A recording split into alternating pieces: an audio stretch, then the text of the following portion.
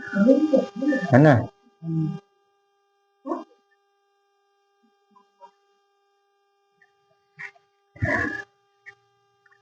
इस वीडियो में class 8 math exercise जो है 13 दक्षता अभ्यास का क्वेश्चन नंबर 2 लगवाएंगे। तो यहाँ जो है 2 नंबर जो है क्वेश्चन है, इसमें आपका ये जो है चित्र बना हुआ है। चित्र जो है बना है, यहाँ पर जो है ये वृत्त का जो है केंद्र है, ये जो है वृत्त का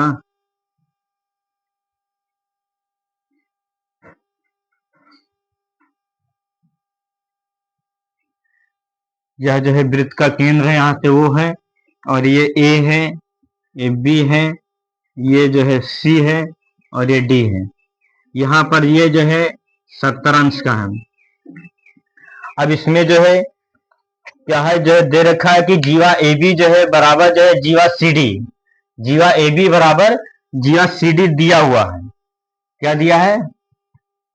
दिया है इसमें दिया है कि जो है जीवा ए बी बराबर, या यहाँ लिख सकते हैं, हाँ लिख किया जाए, क्वेश्चन में देख सकते हैं क्या लिखा हुआ है।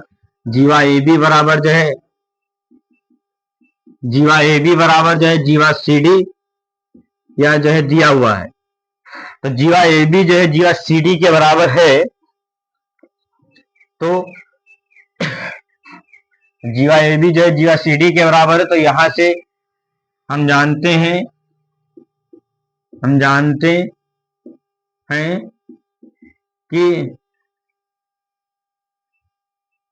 हैं कि जीवाएं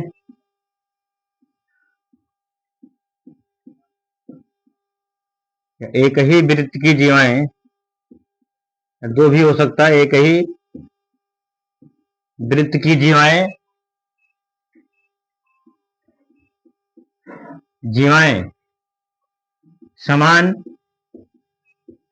हैं, तो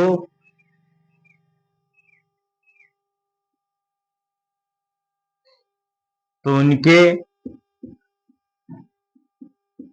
द्वारा केंद्र पर बना कोण बराबर होता है। ये हम जानते हैं। इसमें आगे जो है पीछे जो है लिखा हुआ है कि यदि जीवा जो है ए बी जो है जीवा सी डी के बराबर है, जैसे यहाँ जीवा ए बी यहाँ इसमें दिया है क्वेश्चन में, क्वेश्चन नंबर 2 में जो है दिया हुआ जीवा ए बी जो है जीवा सी डी के बराबर है, ये दिया है। और दिया है तो ये आगे पीछे जो है पढ़ाया जा चुका है कि उसमें जो है क्या होता है, जो जीवाएं बराबर होती हैं तो जो केंद्र पर जो कोण बनता है, केंद्र पर कोण, तो कोण जो बनेगा वह जो है बराबर होगा, मतलब यह कोण और यह कोण दोनों जो है आपस में बराबर होता है। ठीक है, तो वही हम लिख सकते हैं जब, लेकिन जीवाएं बराबर होंगी तब, वरना इसके नहीं, पहले नहीं लिख सकते हैं। जीवाएं बराबर होंगी तो हम लिख पाएंगे। ठीक है, तो यहां से क्या हो जाएगा, एंगल जो है ए ओ बी बराबर एंगल ए ओ बी बराबर जो है एंगल जो है सी ओ डी हो जाएगा, एंगल सी ओ डी हो जाएगा। अब इसमें से आपको एंगल ए ओ बी का मान दे रखा है, एंगल ए ओ बी का मान 70 अंश दिया है, तो 70 अंश इसके स्थान पे रख देंगे, एंगल ए ओ बी की जगह पे 70 अंश रख देंगे, बराबर जो है एंगल सी ओ डी हो जाएगा। इसी को या इस तरीके से भी लिख सकते हैं, सी ओ डी बराबर जो है 70 अंश, है ना। तो इस प्रकार हो जाएगा। तो यह ध्यान रखना होगा, यदि जो है जीवाएं बराबर है तो केंद्र पर बना जो कोण होगा वो भी समान होगा, इसलिए मैंने यहां लिख दिया। ठीक है, अब उसके बाद जो है दूसरा जो है तीसरा नंबर जो है क्वेश्चन जो है तीसरा नंबर जो है क्वेश्चन जो है लगवाएंगे। नंबर जो है क्वेश्चन यहाँ पर देखिए कि क्या है, ये जो है यहाँ पर अर्धवृत्त पर बना जो कोण होता है एडीबी जो कोण होगा वो क्या हो जाएगा, यहाँ पर 90 अंश का हो जाएगा, 90 अंश का ये जो होगा ये 90 अंश का कोण हो जाएगा। उसके बाद जो है ये कह रहा है कि ओडी जो है ए बी पर जो है लंब है, ओडी जो है ए बी पर लंब है, कह रहे हैं त्रिज्या ओडी जो है वो ए बी पर, ओडी जो है क्या है, लंब है ए बी पर। ओबी जो है लंब एबी पर, तो इसका मतलब होगा कि एबी के साथ वह जो है 90 अंश का कोण बना रहा है। ओडी जो है लंब एबी है, इसका मतलब होगा कि ओडी जो है वो एबी के साथ 90 अंश का कोण बना रहा है। और एक साइड में जो है 90 अंश कोण बनना है, तो दूसरे साइड में भी जो है 90 अंश का कोण बनेगा, वो जो है रैखिक युग्म से बनेगा। किससे बनेगा? रैखिक युग्म से जो है बनेगा।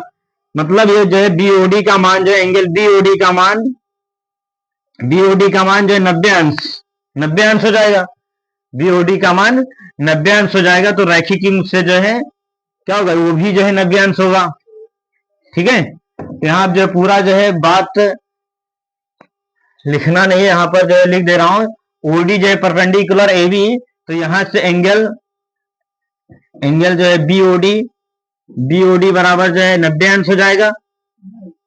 बीओडी बराबर जो है 90 अंश, तो बीओडी बराबर जो है 90 अंश, तो यहां से एंगल जो है एओडी प्लस जो एंगल बीओडी बराबर जो है 180 अंश रैखिक युग्म से। किससे? रैखिक युग्म।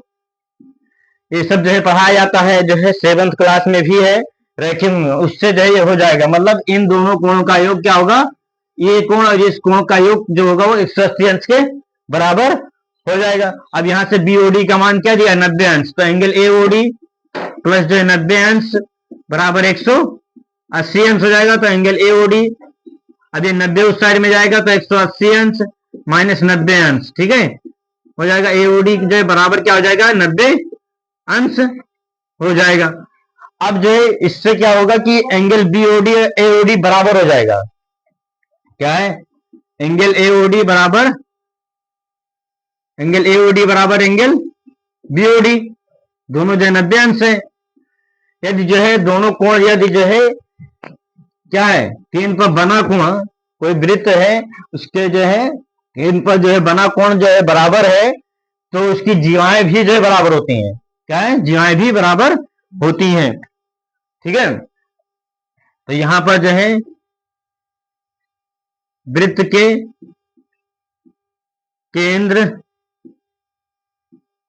केंद्र पर बना कोण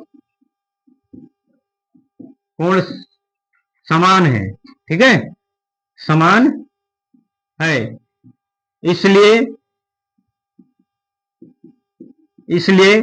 जीवाएं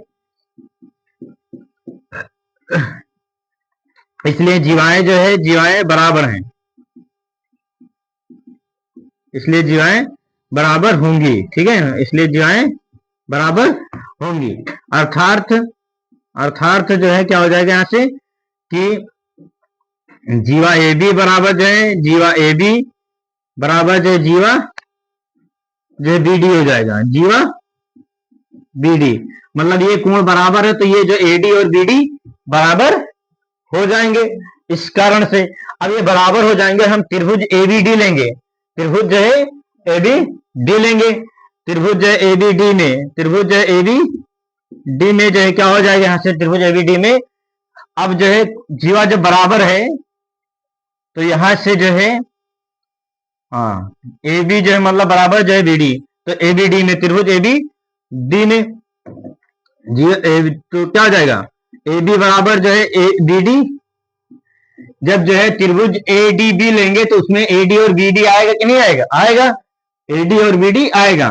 तो वहां लिख दिए जब बराबर है, तो इसका मतलब जीवा कहें चाहे वैसे कहें, तो ये दोनों बराबर ही होंगे। ए बी बराबर बी, ए डी बराबर सॉरी ए डी बराबर जो बी डी, ए डी बराबर बी डी हो जाएगा। तो ए डी बराबर बी डी है, तो ये क्या होगा, इसके जो है संगत कोण भी बराबर होंगे। यदि जो है क्या है, भुजाएं बराबर हैं, तो संगत कोण बराबर होते हैं। मतलब ए डी जो है बराबर बी डी है, तो यहाँ ये कोण जो होगा और यह कोण, यह दोनों कोण जो है आपस में बराबर होगा। ठीक है, भुजाएं बराबर हैं, तो यहां लिखेंगे भुजाएं, या त्रिभुज लिख दें, त्रिभुज की भुजाएं बराबर हैं, तो उनके सम्मुख कोण बराबर होते, उनके सम्मुख कोण जो है बराबर होते हैं। इसका मतलब हम क्या लिख सकते हैं यहां से कि एंगल जो है एबीडी, एंगल एबीडी बराबर एंगल जो है बीएडी, क्या होगा बी एडी, ये दोनों बराबर हो जाएंगे। अब फिर क्या लगाएंगे, हम लगाएंगे त्रिभुज के कोण योग गुण से, त्रिभुज के कोण योग गुण से जो है लिखेंगे। फिर मतलब हो जाएगा यहां से एंगल जो है ए बी डी, एंगल जो है A B D plus angle जो है B A D, B A D plus angle जो है ए डी बी बराबर 180 अंश। ये किससे हो जाएगा, त्रिभुज के कोण योग गुणधर्म से, कोण योग गुणधर्म से ये जो है हो जाता है। ठीक है, A B D plus angle B A D plus A D B बराबर 180 अंश। मतलब यह कोण, मतलब ये कोण इन तीनों कोण को जोड़ा जाएगा, किसके बराबर होगा, 180 अंश के बराबर होगा। अब ए बी डी जो है क्या है, यहाँ ए बी डी बराबर बी ए डी है, ए बी डी बराबर बी ए डी, तो हम क्या रख देंगे, हम जो रखेंगे, हम जो है ए बी डी नहीं रखेंगे, हम बी ए डी बराबर जो है बी ए डी के जगह पे क्या रख देंगे, ए बी डी, क्या रख देंगे, ए बी डी। तो यहां से angle A B D plus जो है बी ए डी के जगह पे क्या है, बी ए डी के जगह पे हम रखेंगे ए बी डी, यहां लिखा हुआ है। इसको मान लीजिए इक्वेशन 1 मान लो। ठीक है, तो यहां से ये जो है यहां और एक मान कौन सा दिया है, A D B, A D B जो है निकाल चुके हैं, ए डी बी जो है अभी जो है लिखना पड़ेगा। फिर यहां से जो है एबीडी हो जाएगा, बीएडी का मान कितना रखेंगे, एबीडी, एबीडी और एडीबी का मान जो होगा वह जो है अर्धवृत्त पर बना कोण जो है समकोण होता है, इसलिए जो है एंगल एडीबी का मान जो है क्या हो जाएगा, 90 अंश। अर्धवृत्त पर बना कोण समकोण होता है, तो एडीबी बराबर 90 अंश क्यों होगा यहां से, तो इसलिए होगा कि अर्धवृत्त पर बना कोण है, अर्धवृत्त पर बना कोण है, इसलिए जो है एडीबी का मान हो जाएगा। तो एडीबी का मान क्या रख देंगे, 90 अंश बराबर 180 अंश हो जाएगा। और यहां जो है ये लिख देंगे कि ये कैसे आया, तो यहां आया ये समीकरण 1 से, बीएडी का मान एबीडी कहां से आया, समीकरण 1 से आया।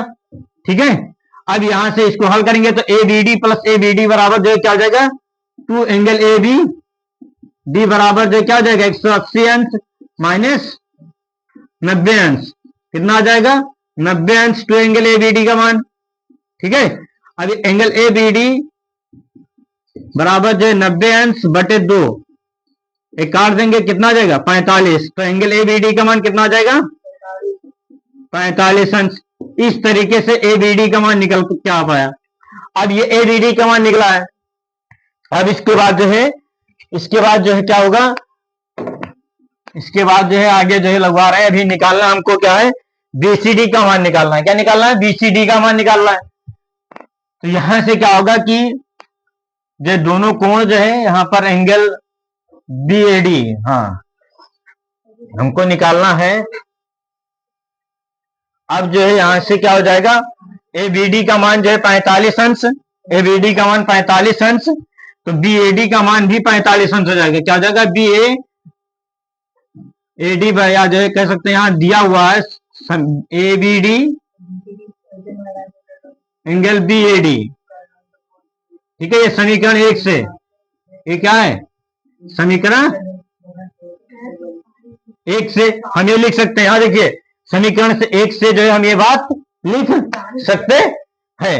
तो ए बी डी का मान जो है बराबर है बी ए डी का, ए बी डी जो है बराबर है बी ए डी के, तो ए बी डी का मान कितना निकला, 45 अंश, कितना निकला है 45 अंश बी ए डी।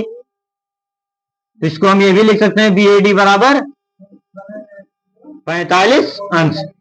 इसकी जरूरत जो है क्यों पड़ी अभी बता रहा हूं। ठीक है, बी ए डी का मान जो है क्यों जरूरत पड़ी तो बता रहा हूं कि जरूरत पड़ी। तो यहां से देखिए एंगल जो है, एंगल बीसीडी, एंगल जो है बीसीडी बराबर एंगल जो है BOD, angle BOD, angle BCD बराबर एंगल बीएडी, ये बराबर होगा, क्यों होगा, क्यों होगा, एक ही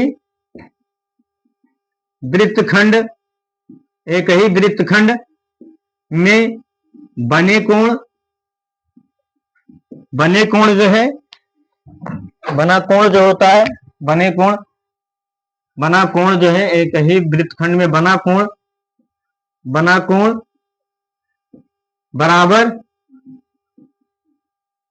बराबर होता है।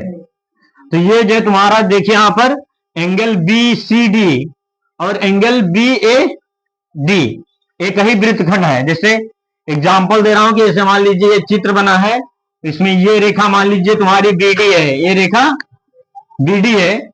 तो एक कोण जो है जो तुम्हारा बन रहा है, एक बन रहा है यहां पर कि ये हो जाएगा। तो इसमें एक मान लीजिए ये बन रहा है, ये ठीक है, और एक जो है कोण बन रहा है ये बन रहा है, ठीक है। तो इसमें एक मान लीजिए ए है ये, और ये एक जो है सी है। तो यहां देखिए एक ही वृत्तखंड में जो है कोण बराबर होते हैं। तो हमें एग्जांपल समझा रहा हूं, मतलब दूसरा लेकर के कि ये मान लिया बीडीए लाइन हो गई। अब उसमें जो है बीडी जो लिखा है उसके एक तरफ है ना नीचे, तो यहां पर जो है क्या हो जाएगा, एक ही तरफ बने जो कोण होंगे वो बराबर होंगे। ये कोण दोनों बराबर होंगे, क्योंकि इस वृत्त के एक ही भाग में पाए जा रहे हैं। इस भाग, ये दूसरा खंड कहलाएगा, ये दूसरा खंड कहलाएगा, ठीक है। तो इसलिए यह कोण और यह कोण बराबर होगा, इसलिए मैंने लिखा, ठीक है।